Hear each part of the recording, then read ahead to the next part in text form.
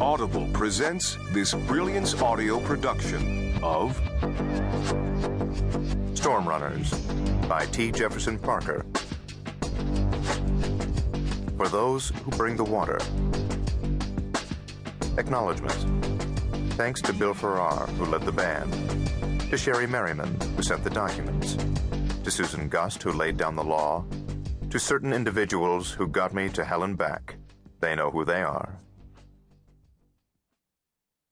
Part 1. Marching Bands and Arabian Nights. 1. Stromsoe was in high school when he met the boy who would someday murder his wife and son. The boy's name was Mike Tavares. Tavares was shy and curly-haired, and he stared as Stromsoe lay the mace on the cafeteria table. A mace is a stylized baton brandished by a drum major, which is what Matt Stromsoe had decided to become. Tavares held his rented clarinet, which he hoped to play in the same marching band that Stromsoe hoped to lead, and which had prompted this conversation. "Sweet," said Tavares. He had a dimple and fawn eyes. He could play all of the woodwinds, cornet and sax, and pretty much any percussion instrument. He had joined the marching band to meet girls.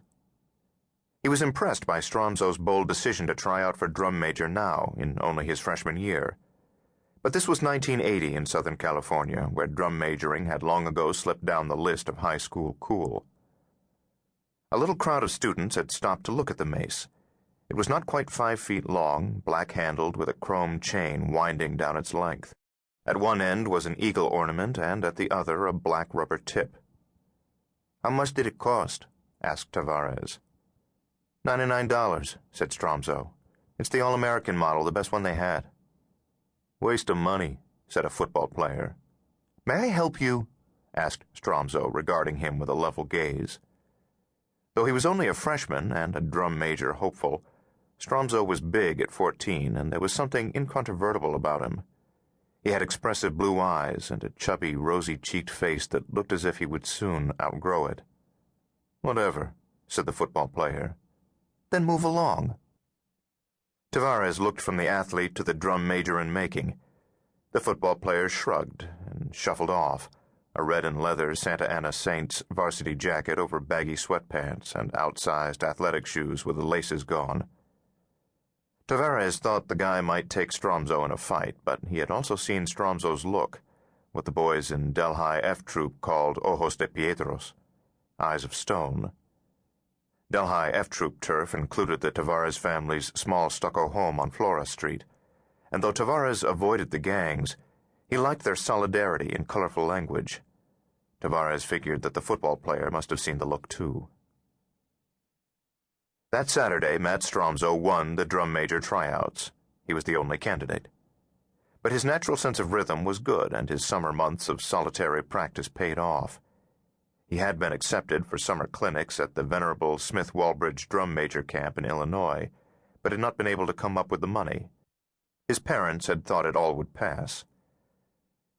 On Friday, one day before Stromsoe won the job of drum major, Mike Tavares nailed the third B-flat clarinet spot, easily outplaying the other chairs and doing his best to seem humble for the band instructor and other musicians.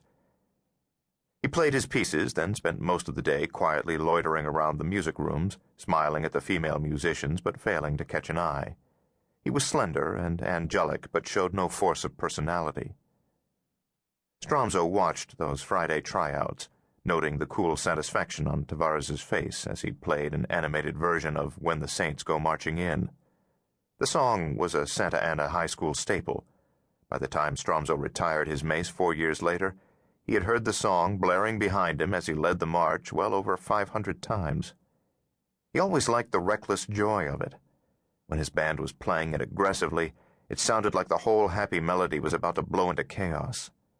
Marching across the emerald grass of Santa Ana Stadium on a warm fall night, his shako hat down low over his eyes and his eagle-headed All-American mace flashing in the bright lights, Stromsoe had sometimes imagined the notes of the song bursting like fireworks into the night behind him. The song was running through his mind 21 years later when the bomb went off.